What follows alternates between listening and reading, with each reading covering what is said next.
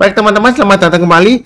Pada kesempatan kali ini saya akan membahas analisa saham mingguan untuk periode tanggal 7 Februari 2021 sampai dengan tanggal 11 Februari 2021. Jadi untuk video ini saya akan bahas mengenai saham-saham perbankan ya, terutama yang bank besar, buku 4 ya, dan satu yang bank yang dia bukan buku 4 tapi banknya lumayan menarik ya, seperti itu ya. Saya bahas langsung. Yang pertama adalah BBCA. Ini adalah grafik weekly-nya untuk BBCA ya. Sebentar, nah ini weekly-nya ya. Jadi ceritanya BBCA ini setelah dia berhasil breakout high sampai ke 7950, kemudian dia terkoreksi ya. Jadi minggu lalu memang dia masih belum breakout lagi ke atasnya 7950 ya, masih kena resistennya. Jadi sebenarnya untuk BBCA ini dia masih cukup bagus, walaupun ini sebenarnya dia masih testing area support 7750 ya. Yang mana 7750 adalah area resisten sebelumnya ya, ketika dia sideways antara 7175 sampai dengan 7750 dia berhasil breakout. Jadi dia masih testing area supportnya ya.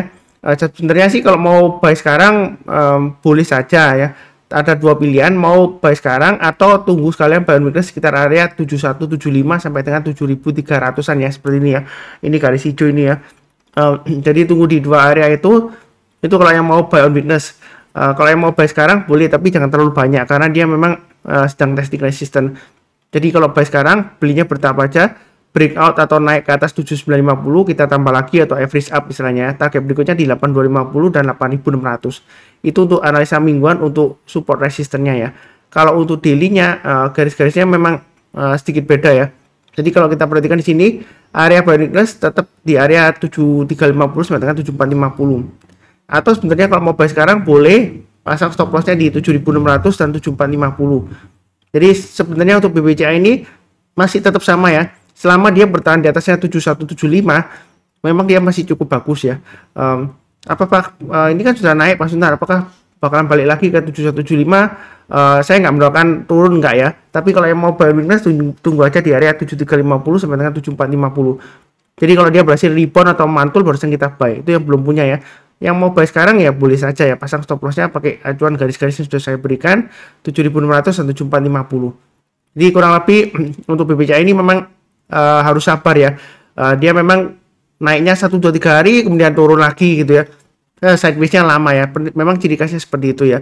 Tapi sejauh performance-nya bagus ya, memang full year-nya untuk 2021 dia bagus. Nah, nanti yang menariknya kalau dia sampai first half dari 2022 ya, H1 2022 ini ya, kalau dia bagus saya yakin sih dia masih bisa naik ke atas 8250 dengan targetnya sekitar 9.000-an ya, atau bahkan 10.000 masih memungkinkan sampai akhir tahun ya. Jadi jangan terlalu takut kemahalan enggak ya untuk BBCA ya.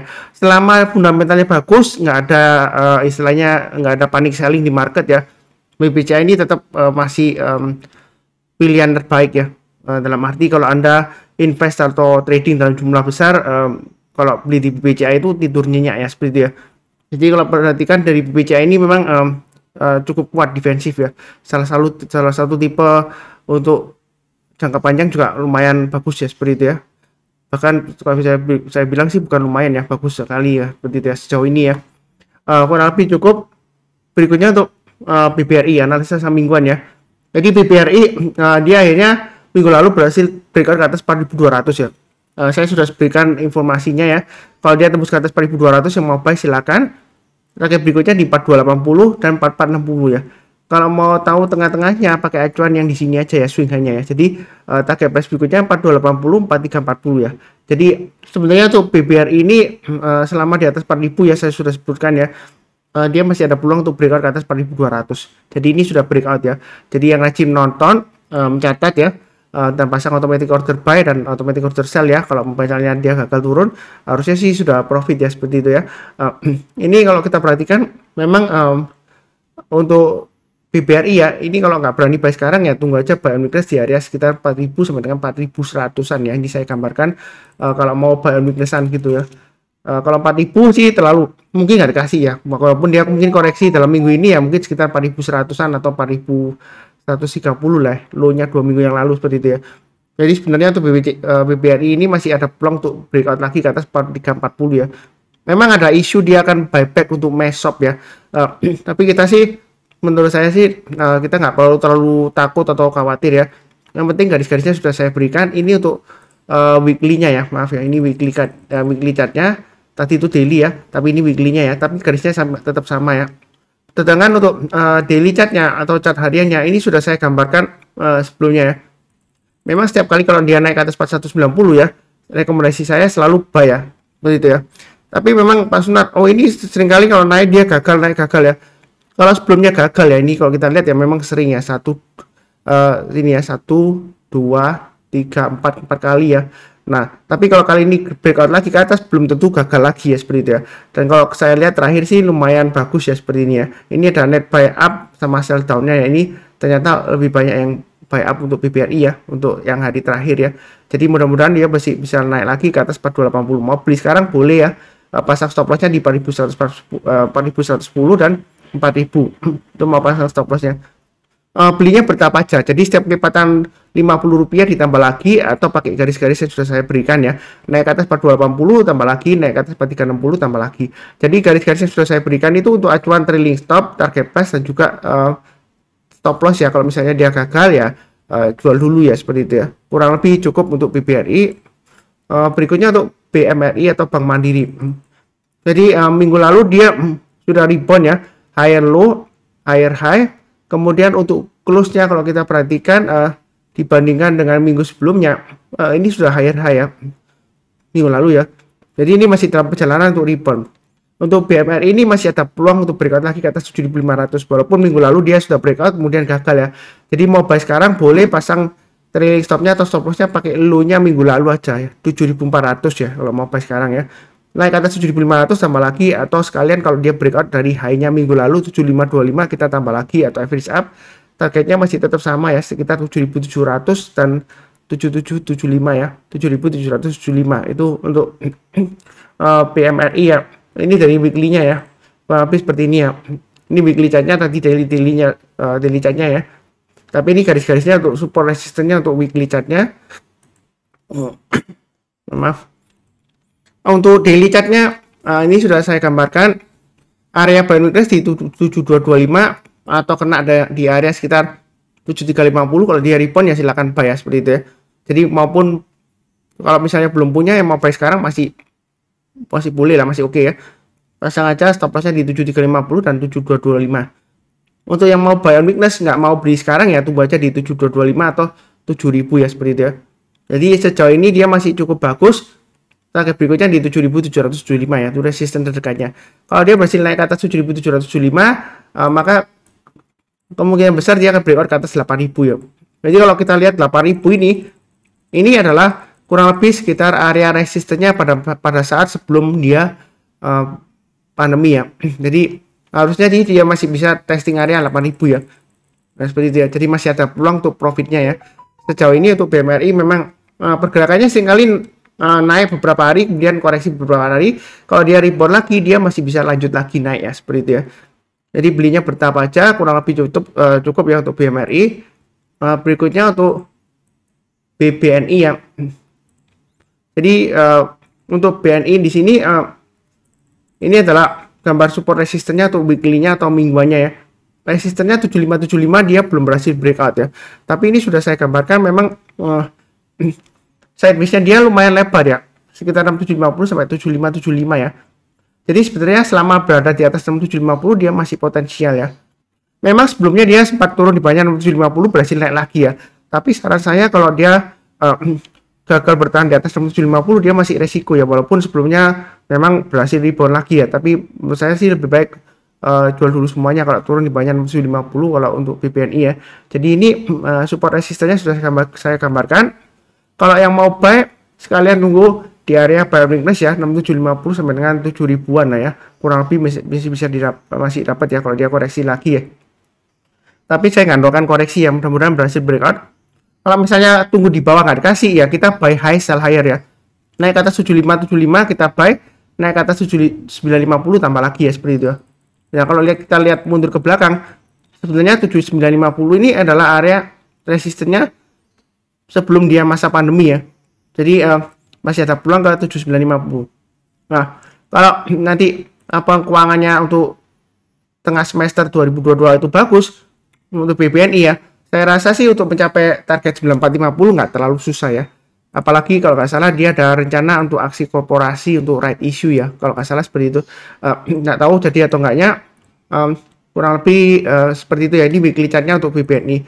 Kalau untuk daily chartnya atau grafik hariannya, ini buy on weakness sudah saya sarankan di area 7000. Atau kalau misalnya nggak dikasih, ini 7250 juga boleh ya buy langsung sekarang ya.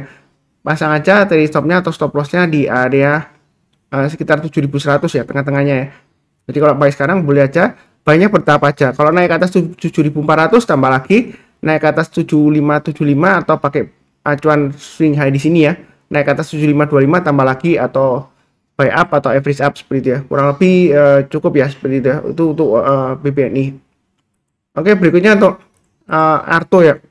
Jadi Arto memang dia belum berhasil recovery ya. Sebelumnya dia terkoreksi dalam tempat saya sebutkan ya. Di analisa saham sebelumnya naik ke atas 16.000 boleh buy ya seperti itu ya. Nah untuk mingguannya memang di sini breakout ke atas 16.800 boleh tambah lagi atau average up. Tapi ternyata kok gagal ya. Jangan lupa pasang trailing stop ya seperti itu ya. Sebenarnya sih mau buy sekarang dia masih testing lagi area resisten 16.800 ya. Yang mana adalah support sebelumnya. Jadi dia kalau mau buy sekarang boleh saja tapi jangan terlalu banyak. Nanti kalau dia naik lagi breakout ke atas high-nya minggu lalu 17.350 mau tambah lagi silakan atau average up ya. Target berikutnya masih tetap sama di 19.050 dan 21.000. Walaupun Arto ini sebelumnya dia koreksinya dalam, tapi saya sudah sebutkan untuk jangka panjangnya, untuk jangka menengahnya sebenarnya uptrendnya masih cukup bagus ya. Dia di sideways range-nya memang lebar. Karena sebelumnya dia pernah dari 19.050 koreksi sampai 11.900. Ya bukan berarti kita hold enggak ya. Yang penting garis-garisnya ini sudah saya berikan. Kalau dia turun lagi di banyak 15.000 atau 14.500 ya yang sudah saya sering sebut ya, itu lebih baik jual dulu semuanya. Kalau turun di banyak 15.000 dia cenderung resiko testing area lagi 11.900 ya. Ya saya nggak mendoakan turun nggak, mudah-mudahan masih bisa rebound lagi, ini masih cenderung sideways. Jadi kalau mau buy sekarang bertahap aja, jangan terlalu banyak ya. Naik ke atas 17.350 kita tambah lagi atau average up. Ini untuk support resistennya untuk mingguannya. Kalau untuk daily-nya, kalau yang trading setiap hari ya, kalau pakai daily sebenarnya ini masih tetap sama ya. Acuannya trailing stopnya yang stop punya ya di 16.000 dan 15.500. Kemudian kalau yang mau buy itu ada dua pilihan. Sebenarnya buy sekarang boleh. Nanti kalau dia naik lagi ke atas 16.875 tambah lagi, naik ke atas 17.800 tambah lagi. Memang sebelumnya di sini naik ke atas 16.875, oh Pak Sunar berhasil. Tapi besoknya gagal lagi, turun lagi. Seperti itu ya. Sebenarnya sih masih cukup toleransi ya selama dia di atas 16.000. Untuk Arto ini masih cukup bagus potensialnya untuk rebound ya. Memang kecenderungannya sebelumnya ini patternnya ada seperti double top di sini ya. Jadi kalau kita lihat double top ini kalau kita ukur dari target koreksinya dari top yang kedua ya. Sebentar ya. Dari top yang kedua di sini ya kalau kita ukur ketinggiannya terus kemudian kita ukur ke bawah. Nah, ini target koreksinya kalau kita berdasarkan chart pattern sekitar 14.500 ya. Nah, bukan berarti dia bakalan turun enggak ya. Mudah-mudahan aja dia naik. Tapi tetap aja jangan lupa area 16.000 ya. Itu acuan untuk support terdekatnya ya. Kalau turun di banyak itu lebih baik kurangi posisi paling nggak minimal ya. Naik kalau turun lagi di banyak 15.500 jual lagi ya. Maksimum kalau turun di banyak 14.500 jual dulu semuanya. Karena kalau dia gagal bertahan di atasnya 14.500 dia kecenderungan bisa turun lagi sampai area 12.650 ya. Ini garis-garis yang sudah saya berikan sebelumnya di sini ya. Jadi untuk Arto ini kalau yang belum punya baiknya bertahap aja atau tunggu di area buy on weakness di area 16.000 ya, tetap sama ya. Jadi kalau dia turun di bawahnya 16.000, buy-nya itu kalau dia sudah berhasil naik ke atas 16.000 barusan kita buy. Kalau dia belum berhasil naik ke atas 16.000 ya jangan beli dulu ya. Kurang lebih seperti itu. Karena arahnya masih cenderung downtrend walaupun jangka panjangnya dia masih cenderung bagus ya. Sideways, jangka menengahnya dia sideways, jangka panjangnya dia masih uptrend ya. Uptrendnya masih bagus ya karena sebelumnya dia koreksinya kalau kita lihat dari kenaikannya dengan koreksinya sebenarnya masih cukup wajar ya untuk jangka panjang ya. Tapi untuk jangka menengahnya memang dia cenderung masih sideways lagi masuknya ke areanya ya. Kurang lebih seperti itu untuk Arto. Berikutnya untuk BDMN ya. Jadi BDMN memang seingat saya sih lama nggak saya bahas ya. Tapi di sini cukup menarik ya karena kalau kita lihat di sini ada area supportnya di 2.300. Harga terakhir di 2.370. Jadi yang suka buy on weakness untuk yang saham buku 4 ya. Ini memang BDMN ini jarang maaf ya. Jadi untuk BDMN ini memang mungkin peminatnya kurang ya, apalagi kalau retail ya, non institusi maksud saya ya. Jadi kalau mau buy on weakness sekarang selama di atas 2300 untuk BDMN ini masih cukup bagus potensialnya ya, karena dia sideways-nya lumayan ya. Yang menariknya di sini kalau dia berhasil breakout lagi ke atas 2510 ya. Sebelumnya di sini kan gagal turun ya. Nah, sebelumnya sama juga di sini ya, gagal turun. Tapi kalau dia breakout lagi ke atas 2510, ini target kenaikannya lumayan tinggi ya. Berikutnya masih bisa ini saya gambarkan yang terdekat aja 2650, kemudian 2980 masih memungkinkan. Yang minimal agak ke bawah sedikit ya, 2900 ya. Jadi saya gambarkan di sini aja ya. 2700 dan 2900. Ini support resistennya untuk weekly-nya atau mingguannya ya. Berarti selama di atas 2300 yang berminat buy on weakness silahkan ya, seperti itu ya untuk BDMN. Kalau kita perhatikan dari daily-nya di sini memang dia kecenderungan masih sideways ya. Kurang lebih sama ini kalau kita lihat 2300 supportnya, kemudian resisten terdekatnya dia di area sekitar 2510 ya. Posisi sekarang kalau mau buy silakan pasang stop loss-nya di 2300. Kalau dia berhasil naik lagi ke atasnya 2440 tambah lagi, naik lagi ke atasnya 2640 tambah lagi atau average up ya, seperti itu ya. Menurut saya sih kalau dia berhasil breakout ke atas 2510 dan bertahan di atasnya 2510, dia masih ada peluang untuk naik lagi sampai sekitar area 2870 kurang lebih di sini ya. Kalau kita perhatikan ini area konsentrasi candle di sini lumayan banyak yang kena ya. Jadi ini kurang lebih area resistennya 2870 ya. Saya rasa sih cukup ya untuk BDMN ya. Coba kalau kita tarik Fibonacci retracement-nya dari swing low di sini dan swing high-nya ya. Kita tarik posisi sekarang di Fibonacci retracement yang mana gitu ya. Kalau ingin belajar mengenai Fibonacci retracement, bisa nonton video edukasi di video deskripsi di bawah ini ya. Ada 3 video mengenai Fibonacci retracement dan Fibonacci extension. Itu bagus ditonton ya, silakan ditonton. Jangan lupa ya kalau misalnya belum menonton. Jadi ini saya gambarkan areanya untuk Fibonacci retracement-nya ya. Jadi dia Fibonacci retracement 61,8% itu di area 2440 ya. Jadi selama di bawahnya 2440 dan di sini 2420 ya, kurang lebih 2440 ya garis saya. Sebenarnya di bawah 2440 dia masih cenderung resiko. Seringkali dia breakout terus kemudian gagal, breakout, gagal. Tapi kita jangan terlalu kaku. Kalau sebelumnya dia gagal, kali ini kalau dia breakout lagi belum tentu gagal ya. Tapi belum pasti berhasil, enggak ya. Jadi kita ikutin aja. Yang penting trading itu ya. Kalau sudah tahu garis-garisnya di mana kalau kita pasang trading stop, di mana kita pasang stop loss, di mana kita mau buyback atau average up. Nah itu kalau sudah jelas kita tinggal ikutin aja, tinggal pasang automatic order. Nggak perlu dilatih setiap hari ya. Nanti tambah stres, kerjaan setiap hari tambah berantakan, nanti tambah pusing ya gitu ya. Nanti kalau pusing tambah mikirin, tambah kesehatannya terganggu. Nah nanti ya istilahnya ya jangan sampai seperti itu ya. Yang penting pasang automatic order, trading stop dan stop loss sudah dipasang. Kalau mau pasang automatic order buy juga bisa langsung pasang sekalian ya, seperti itu ya. Kurang lebih sih cukup sekian ya. Jangan lupa cek analisa saham mingguan yang lainnya, playlistnya dari video deskripsi di bawah ini ya. Untuk minggu ini ada beberapa saham dan beberapa video ya. Kurang lebih cukup sekian. Terima kasih bagi yang sudah subscribe, terima kasih ya. Bagi yang belum silahkan subscribe, nyalakan lonceng notifikasinya supaya nggak ketinggalan. Kemudian yang paling penting ya, bantu like dan bantu kasih komentar atau saran. Walaupun nggak ada komentar, nggak ada saran ya, silahkan tulis ya. Mungkin sekedar mengucapkan terima kasih atau sekedar mengucapkan hai gitu ya. Kurang lebih seperti itu. Seperti biasanya saya doakan selalu semuanya selalu sehat, damai dan sejahtera selalu. Amin. Terima kasih banyak.